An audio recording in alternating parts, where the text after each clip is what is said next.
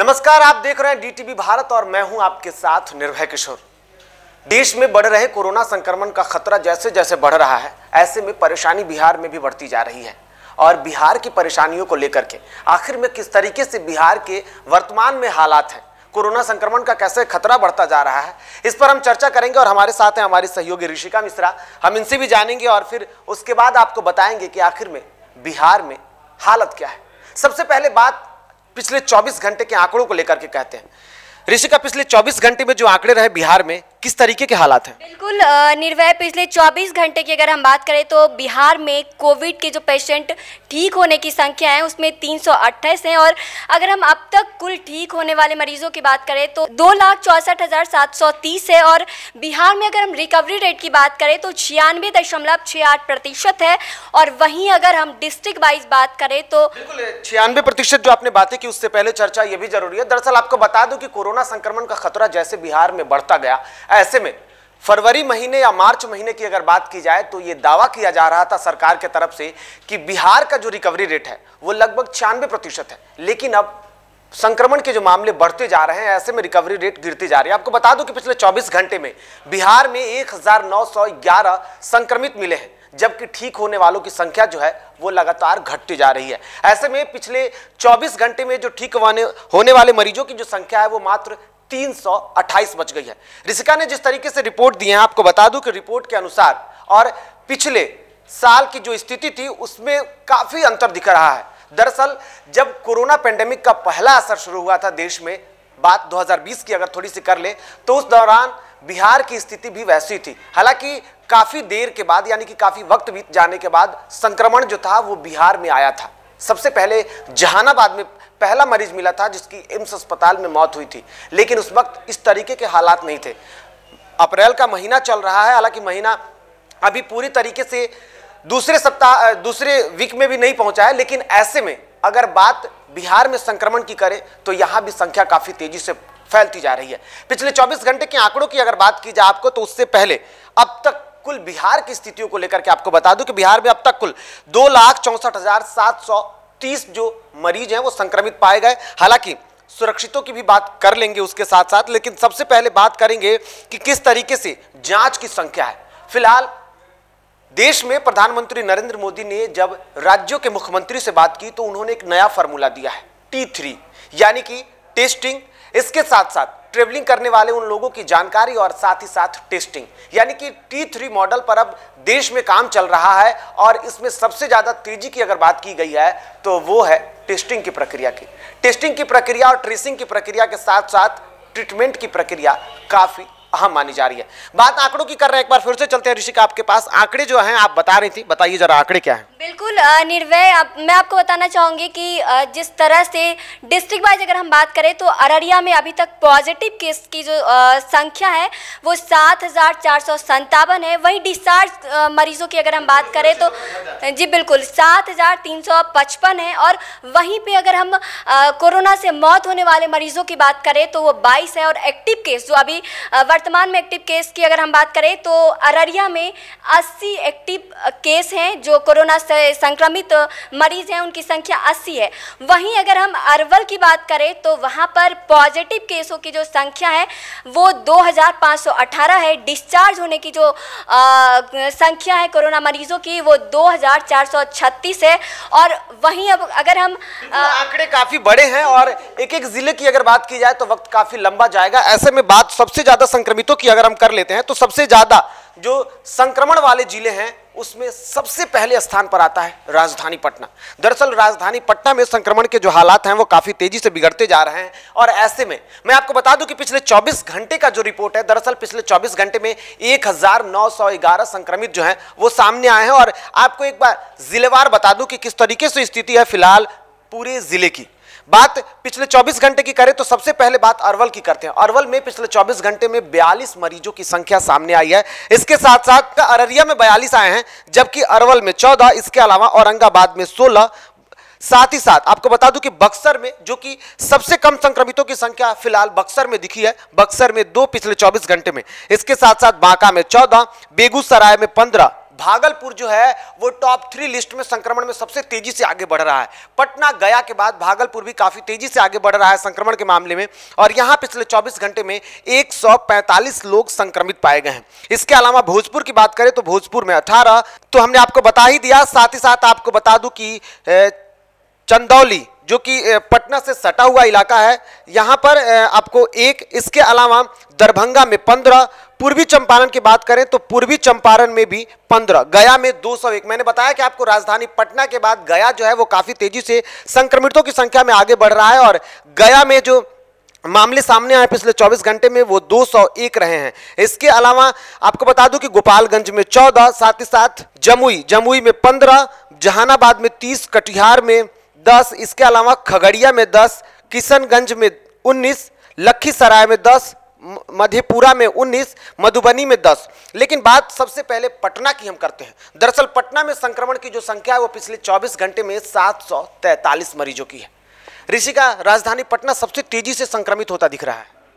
बिल्कुल निर्भय, जिस तरह से कोरोना का कहर लगातार बढ़ता ही जा रहा है, तो हम बखूबी देख सकते हैं कि किस तरह से कोरोना की रफ्तार, कोरोना की जो तेज़ रफ्तार है उसमें पटना जिस तरह से उसके अंदर आ रहा है, जिस तरह से कोरोना का कहर पटना पर, राजधानी पटना पर दिख रहा है, उसमें हम लोगों से ये अपील कर सकते हैं कि वो मास्क का लगातार उपयोग करते रहें, सैनिटाइजेशन का लगातार वो यूज़ करते रहें, ताकि वो कोरोना से बच सकते हैं। बिल्कुल, कोरोना से बचने का सिर्फ और सिर्फ एक ही माध्यम है, वो है गाइडलाइन का पालन करना। दरअसल अगर आप गाइडलाइन का पालन नहीं करेंगे, क्योंकि बचाव ही एक माध्यम है जो इस संक्रमण से देश को निजात दिला सकता है। इस बीमारी से बचने का सिर्फ और सिर्फ एक माध्यम वो है कोरोना गाइडलाइन का पालन करें। दरअसल मास्क का इस्तेमाल करें। इसके साथ साथ हाथ धोने की प्रक्रिया जो पहले भी कही जाती थी, इस बार भी वही है कि हाथ बार बार धोए, साथ ही साथ जितना संभव हो सके सोशल डिस्टेंसिंग का पालन करें। हालांकि सरकार भी इसके लिए काम कर रही है और सरकार के आंकड़ों को भी हम आपको बताएंगे, लेकिन उससे पहले जिस तरीके से स्थिति बदल रही है, दरअसल इसको लेकर के देश में कुछ चल रही बातों की जिक्र कर लेते हैं। सबसे पहले बात करते हैं एम्स अस्पताल दिल्ली के निदेशक जो हैं रणदीप गुलेरिया, उन्होंने क्या कुछ कहा है। दरअसल कोरोना का जिस तरीके से देश में संक्रमण बढ़ता जा रहा है, ऐसे में जिम्मेदारियों को लेकर के बात शुरू हो गई है। बात कि आखिर में संक्रमण बढ़ क्यों रहा है। दरअसल देश में पिछले जब पहली शुरुआत हुई थी साल 2020 के मार्च महीने में, जब देश में संक्रमण का खतरा दिखा था, उस वक्त लोगों ने भी सहयोग किया था, लोग भी जागरूक दिखे थे। संक्रमण का डर जो था वो लोगों के अंदर था, लेकिन जैसे जैसे दिन बढ़ता गया और जब हम 2021 की तरफ काफी तेजी से आगे बढ़ रहे थे, ऐसे में संक्रमण की जो संख्या थी वो धीरे धीरे कम होने लगी। देश में सुरक्षित होकर के लोग जब इस बीमारी से लड़ करके वापस आने लगे, तो ये उम्मीद की जा रही थी कि देश में कोरोना संक्रमण का खतरा है वो खत्म हो जाएगा, क्योंकि देश में टीका भी मिल चुका था। देश ने, यानी कि पूरे विश्व में भारत काफी तेजी से आगे बढ़ता हुआ देश में 2 टीका बना, और 2 टीके के साथ ये उम्मीद की जा रही थी कि आगे आने वाले दिनों में कोरोना जो है वो खत्म हो जाएगा। लेकिन ऐसे में अब एम्स के जो निदेशक ने कहा है वो भी सुनना जरूरी है। दरअसल एम्स के निदेशक ने कहा है कि जैसे ही देश में कोरोना का टीका आया, लोगों को ऐसा लगा कि देश से कोरोना संक्रमण खत्म हो गया, लेकिन ऐसी बात नहीं है। कोरोना संक्रमण से बचने के लिए जो टीका है वो टीका रामबाण नहीं है, बल्कि वो टीका सिर्फ और सिर्फ बचाव का एक जरिया मात्र है। प्रधानमंत्री नरेंद्र मोदी ने भी पिछले दिनों जब राज्यों के मुख्यमंत्रियों से बातचीत की, तो उन्होंने कहा कि इस बीमारी से लड़ने के लिए अब हमारे पास पर्याप्त सुविधाएं हैं, जैसे टीका है, साथ ही साथ लोग जागरूक भी हैं, और इस संक्रमण से बचने के लिए, इस संक्रमण से लड़ने के लिए लोगों के पास अब पर्याप्त वो सारी सुविधाएं हैं, जो जानकारियां हैं वो लोगों के पास है। ऐसे में इस बीमारी से बहुत जल्द निजात तो पा सकते हैं, लेकिन लोगों को जागरूक होने की जरूरत है कि आखिर में इस संक्रमण के बढ़ते हुए कारणों को क्यों नहीं रोका जा सकता है।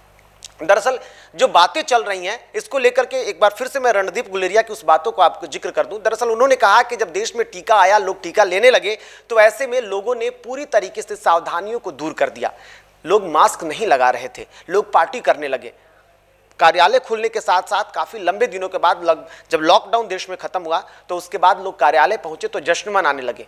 लोग भूल गए कि देश में कोरोना संक्रमण था, और आज उसी का नतीजा है कि देश में एक बार फिर से कोरोना संक्रमण का जो खतरा है वो बढ़ रहा है। एक बात और उन्होंने कही है, दरअसल जो पहला संक्रमण था उससे इस बार का संक्रमण जो है वो बिल्कुल अलग है।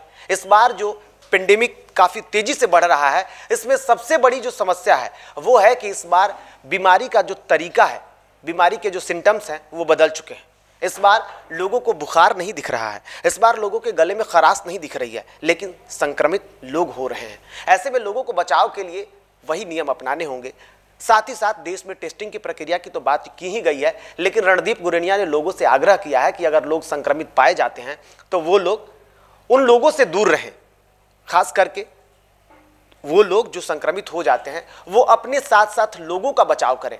टीका लेने के बाद जो लोग ये समझ रहे हैं कि वो बीमारी से दूर हो चुके हैं, संक्रमण उनको नहीं होगा, ऐसी बात नहीं है। दरअसल टीका लेने के बाद भी वो व्यक्ति संक्रमित हो सकता है, और संक्रमित होने के बाद उससे फायदा सिर्फ उसको यही होगा कि वो गंभीर बीमारी का शिकार नहीं होगा, वो मरेगा नहीं, वो अस्पताल में उस तरीके के सिचुएशन में नहीं पहुंचेगा जिस तरीके से उसने टीका लिया है। लेकिन टीका लेने के बाद भी वो लोगों को संक्रमित कर सकता है। ऐसे में टीका रामबाण नहीं है, और टीका लेने के बाद उसे लगभग दूसरा टीका लेने के 2 सप्ताह तक कम से कम उसे सुरक्षित रहना होगा। उसके बाद ही थोड़ी सी इस बीमारी से उसे बचाव की तरफ देखा जा सकता है। लेकिन टीका लेना ही सबसे बड़ी समस्या नहीं है, सबसे बड़ी समस्या है सुरक्षित रहना। अगर आप टीका भी ले चुके हैं तो आपको सुरक्षित रहने की ज़रूरत है। तो हमने इस तरह की बातें की। अब बात करते हैं कि आखिर में बिहार में तैयारियां कैसी चल रही है। बिहार में तैयारियों को लेकर के एक बार फिर से ऋषिका से आपसे चर्चा करते हैं। तैयारियां क्या दिख रही हैं आपको? बिल्कुल निर्भय, मैं आपको बताना चाहूँगी कि जिस तरह से बिहार में कोरोना का कहर बढ़ता जा रहा है, उसको लेकर के अब बहुत सारे अस्पताल जैसे पीएमसीएच हैं, वहाँ भी काफ़ी सारे बेड्स की व्यवस्थाएं की गई है। लोग लगातार मरीज़ वहाँ पे जा रहे हैं, वहाँ पे ठीक भी हो रहे हैं, ये एक बड़ी बात है। हालांकि कोरोना का जो पेशेंट है उसके केसेस में लगातार वृद्धि हो रही है, लेकिन इसके बावजूद अगर हम ठीक होने की बात करें तो व्यवस्थाओं की बात करें तो पटना में अब अस्पताल एक बार फिर से कोरोना को लेकर के लड़ने के लिए तैयार हो गया है। बिल्कुल, कोरोना को लेकर के देश तो लड़ ही रहा है, साथ ही साथ बिहार भी लड़ रहा है। और सरकार की तैयारियों की बात करें तो टेस्टिंग की प्रक्रिया काफी तेजी से चल रही है। और पिछले 24 घंटे की एक रिपोर्ट आपको मैं बता दूं, दरअसल पिछले 24 घंटे में सरकार की तरफ से जो तैयारी की गई है, यानी कि आपको बता दूं कि टीकाकरण की प्रक्रिया जो सबसे बड़ी बात कही जा रही है बचाव को लेकर के, टीकाकरण की प्रक्रिया की आपको बता दूं तो पिछले 24 घंटे में यानी कि प्रथम खुराक लेने वालों की जो संख्या थी, वो लाभार्थियों की संख्या कुल थी 92,722। यानी कि अब तक जो लोग पिछले 24 घंटे में टीका लिए हैं उनमें से अगर 45 से लेकर के 59 साल के बीच के लोगों की बात करें तो पहली खुराक लेने वाले 45 से लेकर 59 साल के जो लोग हैं उनमें 52,151 लोगों ने टीका लिया है। जबकि 60 साल से ऊपर के जो व्यक्तियों ने टीका लिया है पहला टीका, उसमें से 40,285 लोग जो थे वो पिछले 24 घंटे में बिहार में टीका लिए हैं। हाँ, इसके साथ साथ अगर द्वितीय खुराक की बात करें तो सेकेंड डोज लेने वालों में कुल 14,349 लोगों ने टीका लिया है, जिसमें से 45 से लेकर के 59 साल के लोग 2,834 और 60 साल से ऊपर के जो लोग थे वो 9,055 लोगों ने दूसरा खुराक लिया है। अगर टोटल की बात की जाए आपको तो टीकाकरण की अब तक की संख्या में दूसरे खुराक लेने वाले 50,129 लोगों ने अब तक बिहार में टीका लिया है, जो कि 60 साल से ऊपर के हैं। अगर 45 से लेकर के 60 साल के बीच की बात करें तो अब तक 16,829 लोग जो हैं जिन्होंने अब तक टीका लिया हुआ है बिहार में। यानी कि कुल दूसरे खुराक की अगर बात की जाए तो टीकाकरण में शामिल होने वाले लोगों की संख्या बिहार में 5,38,613 है। जबकि अब तक पूरे बिहार में 43,69,348 लोग जो हैं वो टीका ले चुके हैं। पहला और दूसरा खुराक दोनों मिलाकर के हमने बताया आपको ले चुके हैं। वही अगर अब तक बात की जाए तो बिहार में अब तक 93 लोग ऐसे हैं जिन्होंने अभी भी टीका लेने के लिए सरकार से अपील किया और उन्होंने प्रतिवेदन जमा किया है। अगर बात तैयारियों को लेकर के हम कर रहे थे तो एक रिपोर्ट ये भी है, 8 अप्रैल की ये रिपोर्ट है, और इस रिपोर्ट में ये बताया गया है कि किस तरीके से टेस्टिंग की प्रक्रिया चल रही है और साथ ही साथ बिहार सरकार ने अब तक जो अचीवमेंट पाए हैं, यानी कि अचीवमेंट टीकाकरण की प्रक्रिया को लेकर के। तो टीकाकरण की प्रक्रिया को लेकर के पूरे बिहार में अब तक 30,81,621 लोग जो है वो पहला डोज ले चुके हैं, जबकि 3,91,462 जो लोग हैं वो दूसरा टीका ले चुके हैं। यानी कि ये बिहार सरकार की अचीवमेंट है। लेकिन खास करके संक्रमण को लेकर के मुख्यमंत्री नीतीश कुमार खुद इस पर समीक्षा कर रहे हैं, बैठकें करते हैं, और देश में जिस तरीके के हालात है उसको लेकर के बिहार में भी चर्चाएं तेज हो रही हैं और साथ ही साथ बचाव को लेकर के भी बातें चल रही हैं। खुद राज्य सरकार जो है इस पर सक्रिय है, चाहे स्वास्थ्य विभाग के जो सचिव हैं प्रत्यामृत, उनकी बात की जाए, वो खुद दौरा कर रहे हैं। उन्होंने पिछले दिनों भागलपुर का भी दौरा किया था और अब वो लगातार जिलाधिकारियों के संपर्क में है। जिलाधिकारी भी अपने स्तर से जांच प्रक्रिया कर रहे हैं।